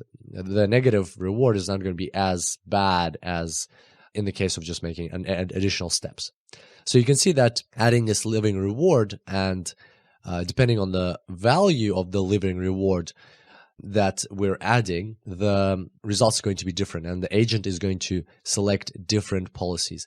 And that's basically how the reward value is incorporated by the Bellman equation, even when it's not just at the finish line or at the end of the game, but even throughout the game. And once again, it doesn't have to be on in every single state. Depending on the environment itself, it might be given to the agent at certain specific states, not at every state. But in our simplistic example, we're just using rewards at every given state to illustrate this concept. So I hope you enjoyed today's tutorial. And as you can see, we've already made our Bellman equation quite sophisticated, and now it can be applied to many different scenarios. And I can't wait to see you in the next tutorial. And until then, enjoy AI. Hello and welcome back to the course on artificial intelligence. Today we are finally talking about Q-learning. All right, so we've already got this equation, the Bellman equation, which we've added lots of components to. We've got the reward here, which can be not just at the very end, but it can be at any given step. We've got the discount factor. We've got the probability, because now we're looking at Markov decision processes, and here we've got the probability of ending up in different states regardless of what action we take, or actually given the action we take, they can be multiple states that we can end up in, and then we've got the value of the next state. So you can see it's kind of like a recursive function and so on. But you probably still have one question. The question is, where in all of this is the letter Q? Why is it all called Q learning? So where's the Q? And that's the question that we're going to be answering today. So far, we've been dealing with values, the value of being in a certain state. And now we're going to look at how Q fits into all of that as well. So here we've got two examples. On the left is what we've been doing so far. Our agent has been analyzing, okay, I'm over here. This is a Markov decision process, so it doesn't matter how I got here. The rest of the environment doesn't care of the steps that it took me to get here. From now on, I have to make the optimal decision where to go, here, here, or here, based on the current state and all the future states that come from here, but not from the past. And so he can see that there's three options. There's state 1, state 2, state 3. And based on his experience, he has calculated the values in these states. And now he's going to, using the Bellman equation, so even that though this is a stochastic process, so he knows that he'll go here, but there's a chance that he'll go left or right, and so on. So based on these values, he's going to make a decision. That's what we've been doing so far, and that is totally the legitimate approach here. But now we're going to modify it a little bit. We're going to take the same exact concept, same exact problem, but here, instead of looking at the values of each state that he can end up in, we're going to look at the values or the value of each action. So we're not going to use the letter V anymore because V is for the value of the state. We're going to use Q. And you might have a question, why the letter Q? Well, Q, some people speculate that Q, well, I read this, I think, on Quora. Somebody mentioned that Q is because of quality.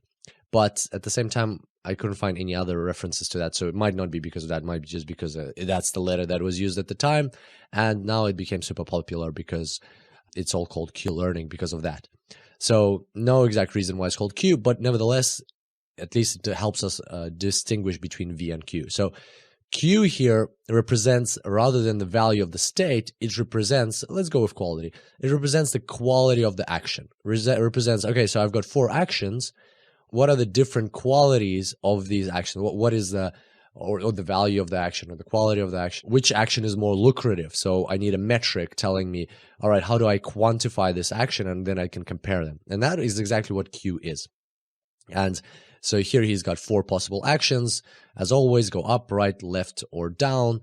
And based on the action, there's going to be a formula which tells us the quantifiable value of that action, which we're calling the Q value of that action. So let's have a look at how we're going to derive this formula for Q. How does it actually relate to V? Because as you can imagine, because actions lead to states, there has to be some sort of link between the two. Right, we've already determined how to calculate this, and we're pretty good at it. We know how to use the Bellman equation in very different environments with lots of different complications. Well, let's leverage that knowledge to understand how we can now calculate Q in order to make the same predictions. Because as you can imagine, the environment doesn't change depending on what approach we use. The environment is going to be the same regardless. So therefore, this approach and this approach should always give the same result. And therefore, that's another reason why these two should be linked. So let's have a look. So here's our V approach, where we're just going to look at the value of any given state, this state, or any other state. And here we're just using the letter S here because that's the current state. And so therefore, the terminology will be the same in both equations. And here we're using QSA. Q is of the state S and the action A, because action is up. But in which state did we perform that action? We performed that action in state S. Okay, so now we're going to write out the Bellman equation for the first approach. As you can see here, we've got V of S, so the value of any given state S is the maximum of the reward that you get. So maximum based on the actions, so you have three, in this case you actually have 4 actions.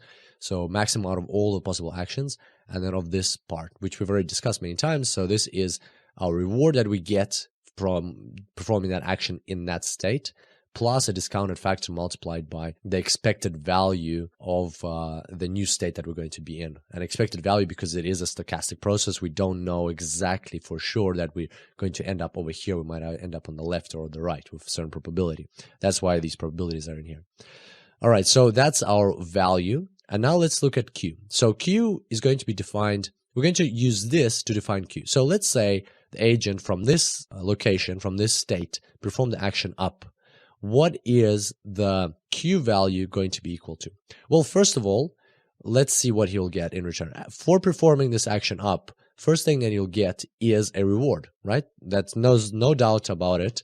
There's going to be some sort of reward. It might be 0, but we know that the way this reinforcement learning process works is that sometimes for performing certain actions from a given state, there's a reward. So we're going to add that in here. And then we're going to add, what are we going to add? Well, let's think about it. What is the next thing that happens after he's gotten the reward? Well, the next thing that happens is that now the agent is in a certain state. He could end up here with a 80% probability or some probability, but actually he could end up here or here. But wherever he ends up, now we already have a quantified metric for that state he's in, and that is actually the V value of that state. But because he can end up in many different states, in 3 of the possible different states, we have to look at the expected value of the state that he'll be in. And so we're going to add that in. We're going to add, of course, the discounted factor as we previously had, because that is somewhere in the future. And then we're going to add the sum of across all possible states that he could end up in by taking this action times the probability. So what we're saying here is that, okay, so by performing an action, you're going to get a reward plus, which is a quantified metric, plus you end up in a state. We don't know which one. It could be here, it could be here, it could be here. But here is the expected value of the state that you're going to end up in. And now we're going to multiply by discounting factor because that is 1 move away.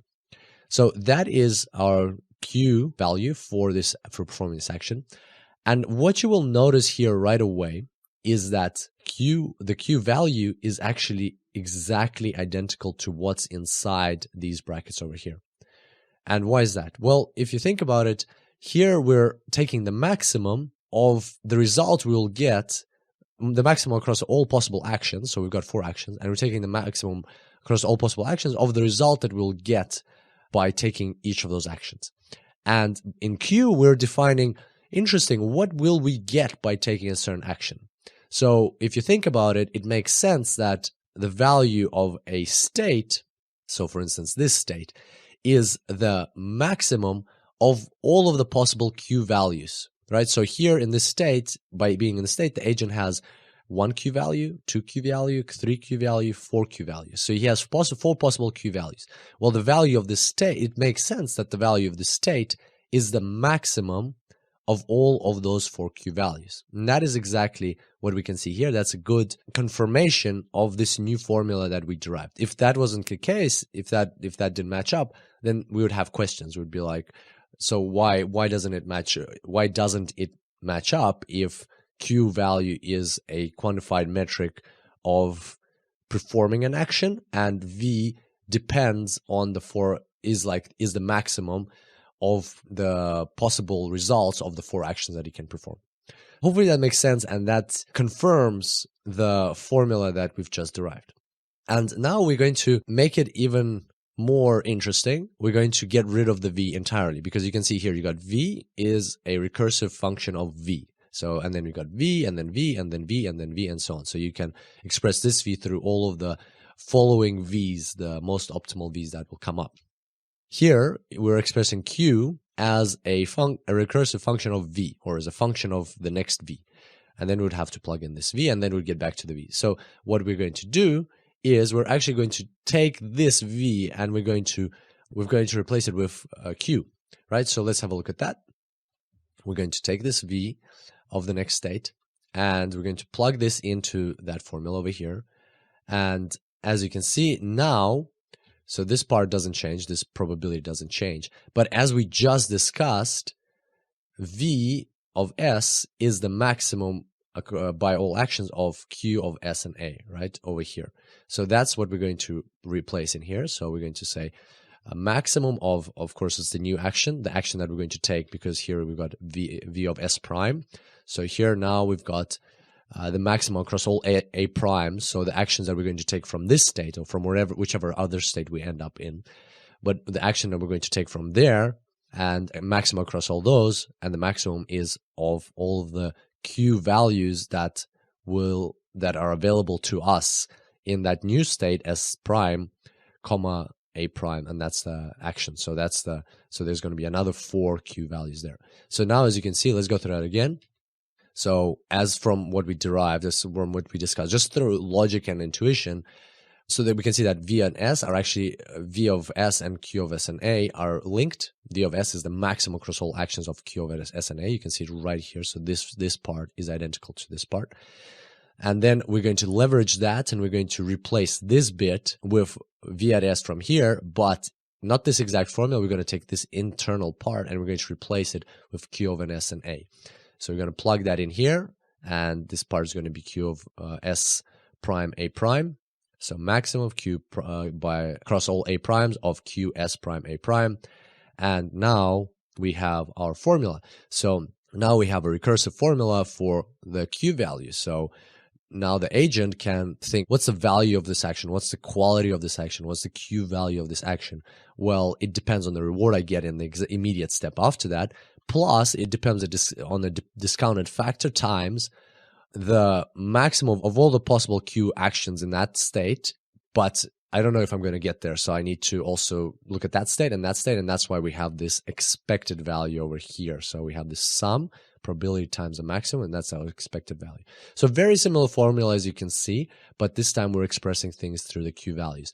And that's why this whole algorithm is called Q learning, because this is what is looked at. This is what the agents actually use. They don't look at the states, they look at the possible actions, and then based on the actions, on the Q values of the actions, they will decide which action to take. So they'll just look at the maximum Q value in this given state. It has 4 actions. What is the best action to take? So it can compare, instead of comparing the different states it can end up in, it's going to compare the possible actions that it currently has. Then by finding the optimal one, it's going to take that action, and then it's going to repeat that process, and so on. So now you can see how all of this comes together, how the reward, the discounting factor, the stochastic Markov decision processes, and the V values and the Q values all come together in order to give us this one super powerful Bellman equation for Q values, which we can now apply and let our agents learn how to beat the environment. And so that is an intuitive explanation of what's going on. I know we went through the formulas, but it is necessary because this is like our formula that we've been going through this whole chapter. And I think it's a good transition from V to Q, and it illustrates how they're linked between each other. And if you'd like to get a bit more of a rigorous approach, mathematical approach, and like you see the mathematics behind it and learn a bit more about Q values and how they work, then we've got some additional reading for you. This paper is called Markov Decision Processes, Concepts and Algorithms by Martin van Otterlo, 2009. So you've got the link here as always. And here you can read in a bit more detail to understand all the nitty-gritty behind Q values and so on. And now that we've discussed all of these things relating to the Bellman equation, now we are ready to look at something more complex, such as this paper, in order, if we want to get some additional information on this, in order to kind of get a deeper understanding. But even if you don't read through this paper already, you should have a good working knowledge of what Q-learning is all about and how agents come up with the actions that they need to take in a certain environment. So I hope you enjoyed today's tutorial, and I look forward to seeing you next time. Until then, enjoy AI. Hello and welcome back to the course on artificial intelligence. Today we're talking about the temporal difference. Now, it's a very important tutorial because temporal difference is the heart and soul of the Q-learning algorithm. This is actually how everything we've learned so far comes together into play inside Q-learning. So let's have a look. Remember the time when we talked about deterministic versus non-deterministic search? And remember how we said in this case, it's when the agent wants to go up, he definitely goes up. And when in this case he wants to go up, there's a 10% chance he'll go left, 10% chance he'll go right, and an 80% chance he'll go right, go straight up.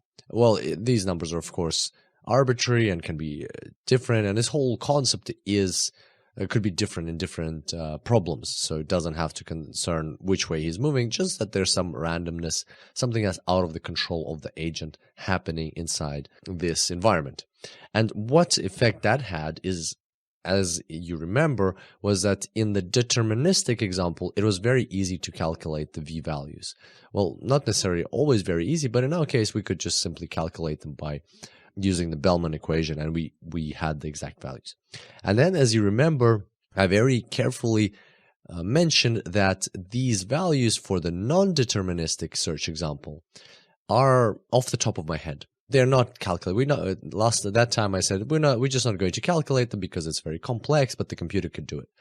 And we just went along with these values that are just values that I made up, but they did get the job done. They helped us understand the concepts. Well, now we're going to return to that a little bit and understand what exactly is going on here. Why is it so much harder to calculate these values in the non-deterministic example? Or generally speaking, in these problems, in these environments and the agent going through them, why can it be so hard to calculate these values? Well, when you think about it, because when the agent moves, for instance, from here to the right, he doesn't necessarily always move that way. Sometimes there's a chance that he'll go when instead of going straight. So let's call these northeast, southwest. So instead of going west, the agent might sometimes go south. And for instance, from here, instead of going north, he might sometimes go east. So here, instead of going east, he might sometimes go south. And here, instead of going north, he might sometimes go east or west. And here, instead of going north, he might sometimes go east or west, and so on. And therefore, in order to calculate this value, you would need to know what this value is. But the interesting thing is that in order to calculate this value, you need to know what this value is. So there's a lot of recursion happening here, and therefore, you cannot just define what these values are. And on top of that, this recursion is not deterministic. It is sometimes it happens this way. Sometimes instead of going up, he'll go right. Sometimes instead of going up, he'll go left. Sometimes instead of when he wants to go up, he will go up. So it is subject to chance. And so maybe many times the agent will go through this path and he'll go up, and he'll think that from here he always kind of goes up, and so the value of the state will be good. And then all of a sudden he'll drop into the pit and this value will go down. And so therefore you can see how there is some stochasticity or randomness to this whole calculation of these values because they're all interlinked. Plus on top, you've got that randomness in that's inherent in the environment because there's a Markov decision process. So that's where all of this comes together, and that's where we're going to introduce the concept of the temporal difference, which will allow the agent to calculate these values. And here we were dealing with V values, and since then we've already moved on to Q values, so that's what we're going to be working with. We're going to be looking at Q values. So as you recall, this is our Bellman equation for Q values. So a Q value, or the value of performing a certain action A in state S, is equal to the reward that you get after performing that action, so immediately after performing that action, plus you get the maximum, you get the gamma of the sum of all the possible, so you kind of get the expected value of the state that you will end up in. So as you recall, that was our formula for the Bellman equation. And now, just for simplicity's sake, we're going to rewrite it in the old-fashioned way, in the way that we used to talk about the Bellman equation before we knew about the stochasticity. So, as you remember, this was our Bellman equation in the sense of a deterministic search example, because here you don't have that expected value, you don't have the sum across all probabilities, you just have that as if it's determined where you're going to end up, what state you're going to end up, and then you're taking the max in that one state. And the reason we're rewriting it is simply, the only reason is because it is just easier to write it, and it'll be easier to us to follow along with the formula. So we're going to just remember that we replaced this part with this part, and also you'll find this notation in a lot of literature, so it'll be easier for you to follow along with other sources if you're studying those. But do remember that, in fact, what we mean is this probabilistic approach here instead of this notation. It's just easier for us to operate this and understand what's going on, and just kind of like look at the equations so that they're not too cluttered. But once again, just remember that, in fact, what we mean is this probabilistic approach over here. And so we're actually nearly done, so let's have a look at what's going on. So here is our blank state of the maze. We don't have any Q values. Let's see, or we may, but let's just keep it blank for now. Let's just look at one of the states, or at one of the cells, this one specifically. And here we have, for instance, for the action of going up, we have a Q value that we've calculated. So it's not that we don't have any Q values yet. We do, but we're just not illustrating anything. We're just keeping it blank for simplicity's sake. But we have the agent's been walking around for some time, and let's say hypothetically somehow he's calculated this Q value of going up or north from this state, from this specific cell, and the value is Q, S, and A. And so now what we have, so he is currently where this blue arrow is pointing. The agent is sitting in this cell. And now he needs to make a choice. Where is he going to go? And he knows the value of the action going north, and that is Q, S, and A. And here I'm saying before. And the reason for that is because that is before he takes the action. He hasn't taken the action yet, so he's still in this cell. And before he's taken the action, the value here is Q and S and A. And now he actually takes the action. So let's say he decides this is the best one, he takes the action, and he moves up to this cell. Well, now what happens is, now comes after. So after he's taken action, we can measure what is this value. Let's just calculate this value. The value of the reward for taking that action plus gamma times the maximum of this new state that he's just gotten into, S prime. And so the maximum across all possible actions in S prime. And so what we have here is the value before of that action, and then we've calculated this metric afterwards. But as you can recall from the previous formula, so if we go back very quickly, from the previous formula, what we just calculated is indeed the value. That is how Q of S and A is calculated. So this right part, we've just calculated it separately, but after we've taken the action. So once again, before we knew a Q of an S and A value, something that we've calculated through our iterations previously. So a value that's stored in our memory, so just like a number that we know. And now, after the action's being performed, we know what reward he actually got, what reward the agent actually got, and we can calculate this new value. So in essence, we're kind of recalculating this value, but now with new information. The new information is the reward that we got.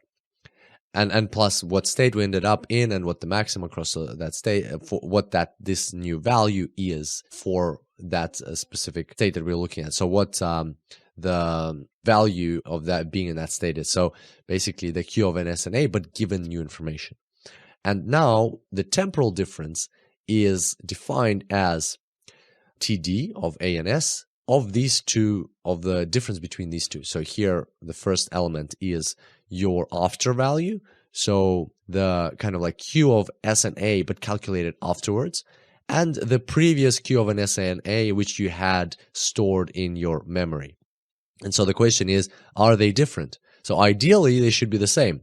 Ideally, this should be the same as this, simply because this is the formula for calculating this. But the thing is that this is not something we calculate. This is something that we have from empirical evidence, something that we have from just going through the maze many times and calculating. So this is something we've come up with so far.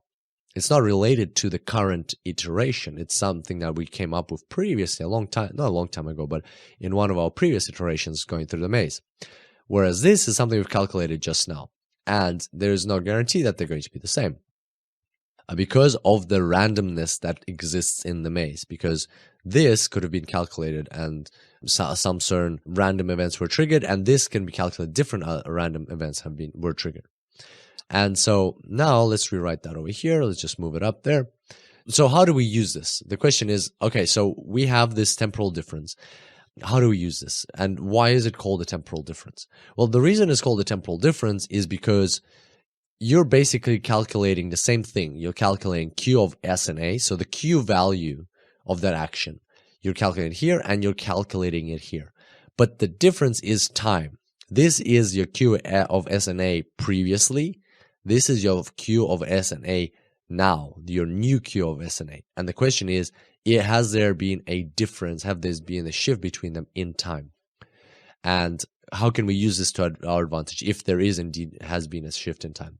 Well, one thing what we could do is we could say, okay, well, our Q of S and A this new value doesn't equal the old, so we're going to get rid of the old. We'll forget about the old, and we'll just use this as our new value. But that would not be smart. And the reason for that is that in our environment, random events can sometimes happen. And what if our old QS of S and A was something that, consistently happens like 80% of the time, and then like was represented by what happens 80% of the time, and then this new one just what happened due to randomness. In that case, we're going to throw away the one that is responsible for the bulk of the situation, and we're going to replace it with something that happens only 10 or 20% of the time. That wouldn't be the best approach to go. And that's exactly why we don't want to completely change our Q values. We want to change them step by step, a little bit by little bit. And that's why we're going to use this temporal difference in a specific way. So we're going to say, here's a formula. We're going to take our Q of S and A, and we're going to update it in such a way. We're going to take the old value of Q S and A, and we are going to add alpha times the temporal difference. So alpha is going to be our learning rate. That's a new parameter that we're introducing. That's how quickly is the algorithm learning. So basically, we're taking this difference, and whatever it is, we're adding it on to our previous Q of S and A. Now, this formula probably doesn't make any sense, or just by looking, it doesn't make any sense because you've got Q of S and A here and Q of S and A here. It's the same thing, so it probably should negate each other. But we're going to rewrite this in a bit of a different way.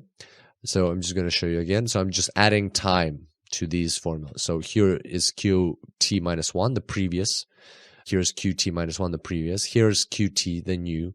There should be a circle here, a red circle here as well, but never mind. And here we've got alpha temporal difference, the current temporal difference. So you can see what we're doing. We're saying, okay, let's take our current Q is going to be equal to our previous Q plus whatever temporal difference we found times alpha. This formula over here is the heart and soul of the Q learning algorithm. This is how the Q values are updated. And it's good that we've already learned what Q values are, what gamma is, what R is, and what all of this stuff is. And now all we need to see is that you have a previous Q value. Yes, that's good. And then what can happen is that when you actually do take the action, when the agent takes action, he'll get a reward and he'll end up in a state.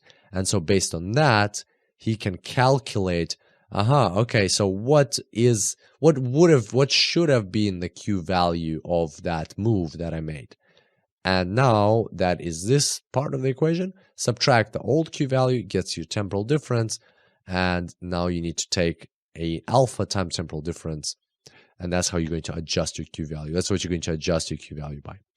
And now just to finish off, this is kind of like, this is sufficient to understand what's going on. But just to clarify things even more, or perhaps maybe confuse things even more, what we're going to do is we're going to take this temporal difference, or this temporal difference over here, and we're going to plug it into this formula. So we're going to take all of this part and plug it into this formula and end up with a huge equation. So here we go. There's our equation. So this is the full equation with the temporal difference written out completely. And the reason I wrote this out is, well, first of all, you'll probably find this in other literature if you study it.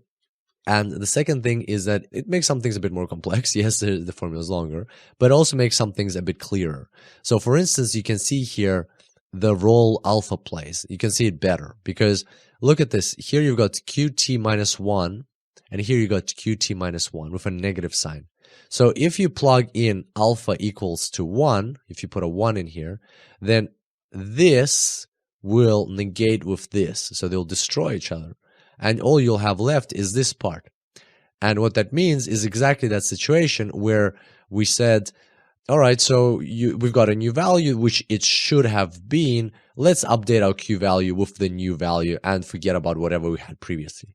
And as we discussed, that's not the best approach because there are random events here and we want to update things step by step. And on the other hand, if you set alpha equal to 0, what happens then is that you completely forget about this whole part and your QT, the new one or the current one, is going to be always equal to the previous one. So you're not going to be learning anything. And that means whatever is happening in the maze doesn't matter because you've decided on your QT value a long time ago and you're just going to keep it. And so that's why alpha shouldn't be 0 or shouldn't be 1. It should be somewhere in between, and it's going to allow you to learn slowly, step by step. It's going to allow you to, the agent, as it goes through the maze, is going to get this temporal difference, and slowly and surely this value is going to get updated and updated and updated. And what will happen eventually is that at some point, hopefully, the algorithm will converge. And what that means is that this temporal difference will start becoming closer and closer to 0, and eventually will be just, well, very close to 0, or even 0, 0, 0, 0.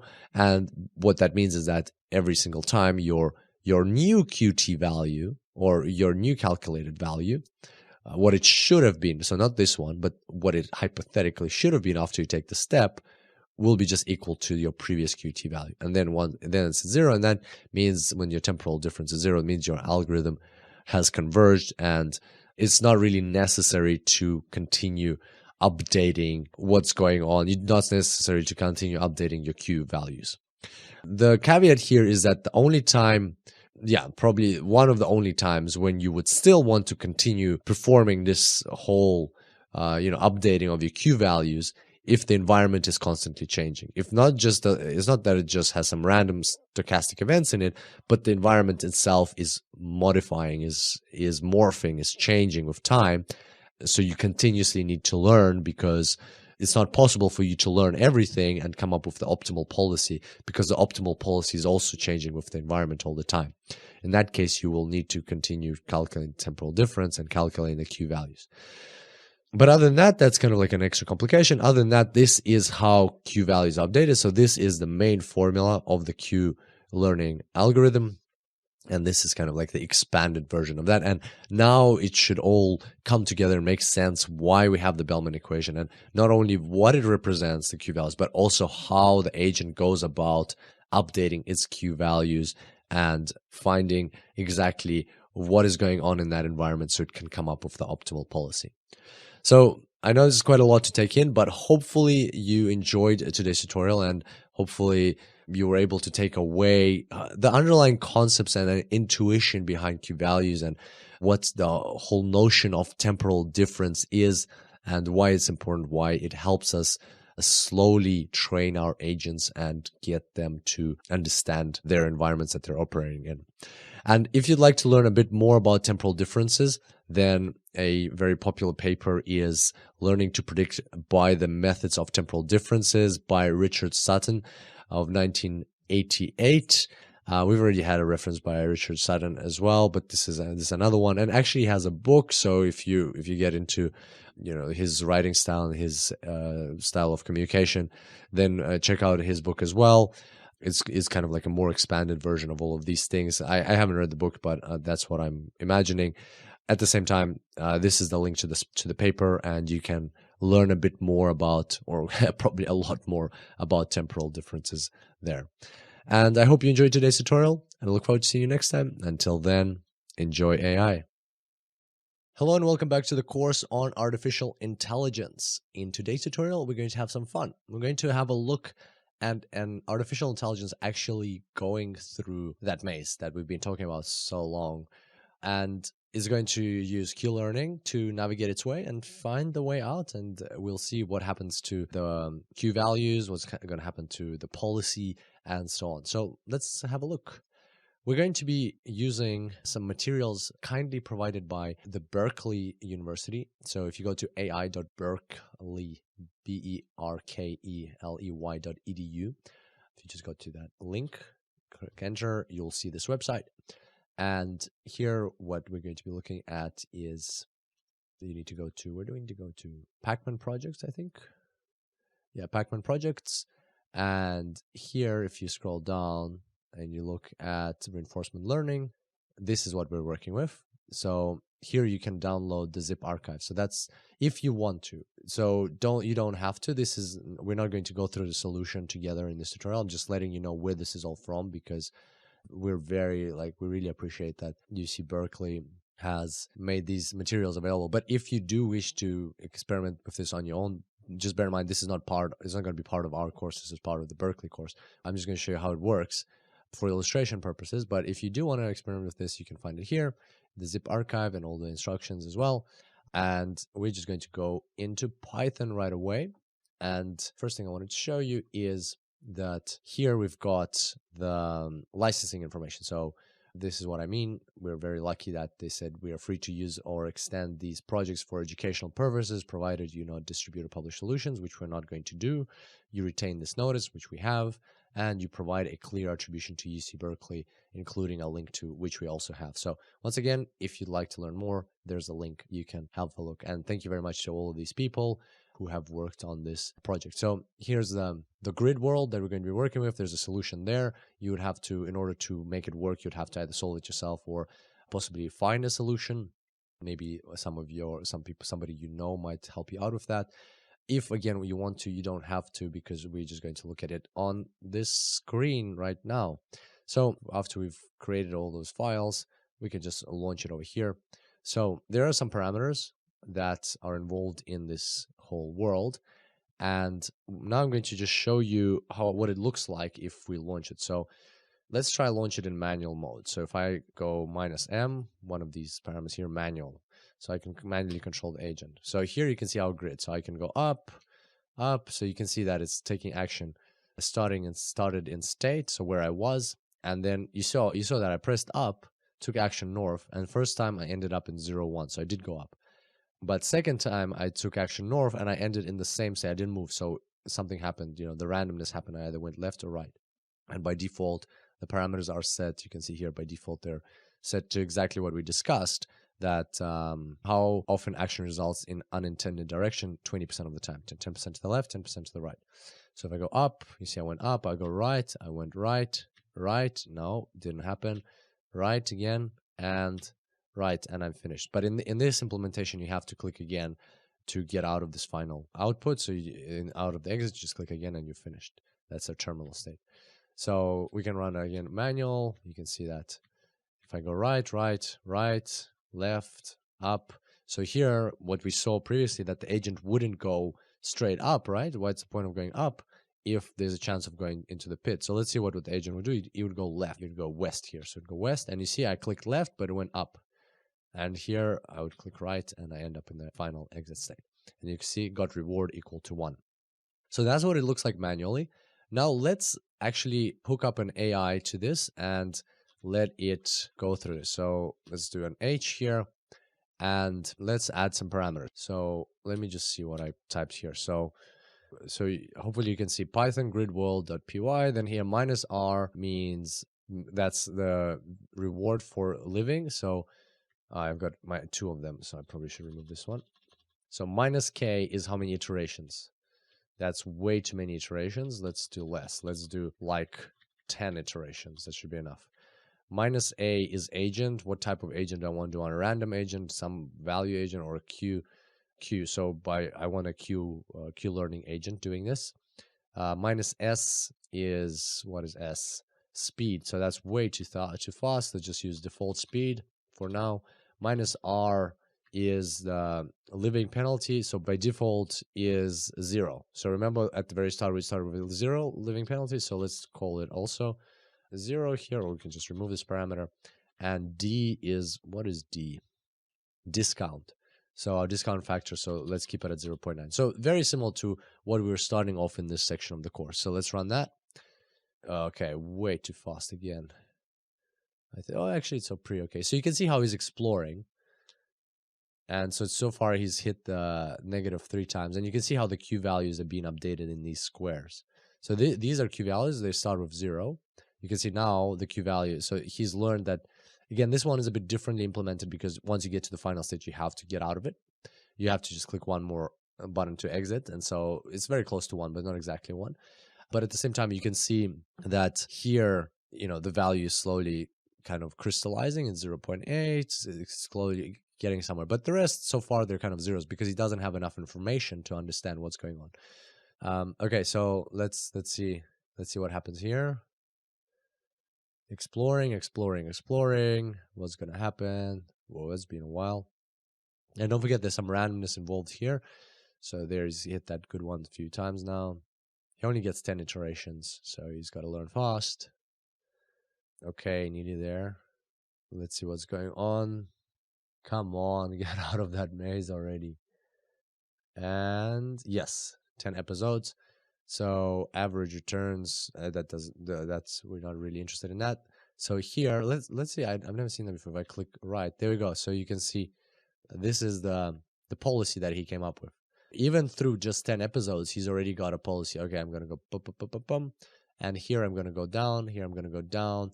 Here I'm gonna go into the wall, and then I'm gonna bounce over here. That's pretty cool. Okay, so now let's increase the speed. What was the parameter S there? And let's like double. Well, let's quadruple the speed, and let's increase the number of iterations. So let's say 20 iterations this time, and let's see if he can get through a bit more now.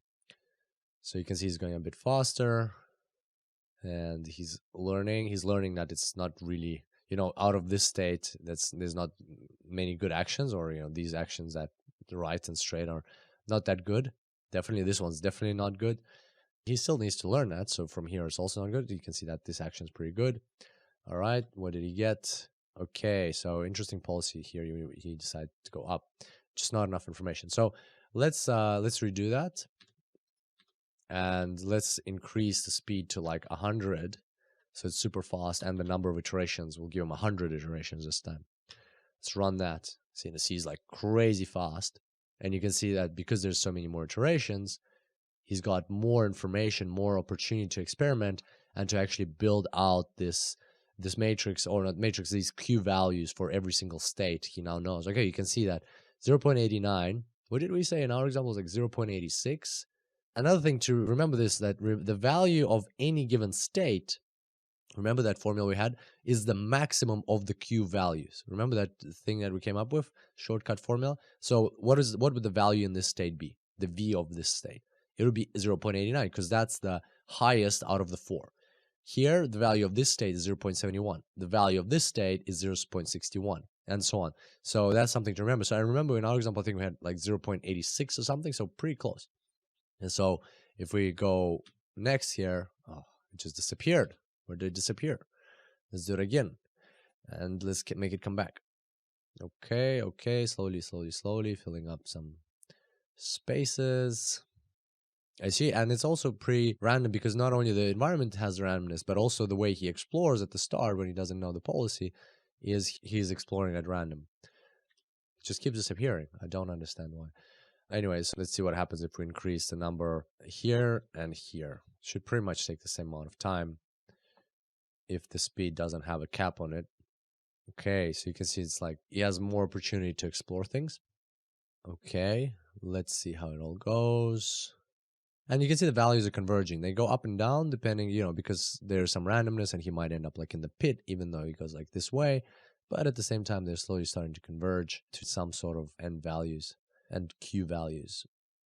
Okay, probably 1,000 is a bit too much in terms of time. It doesn't look like the speed is proportionately increasing as well.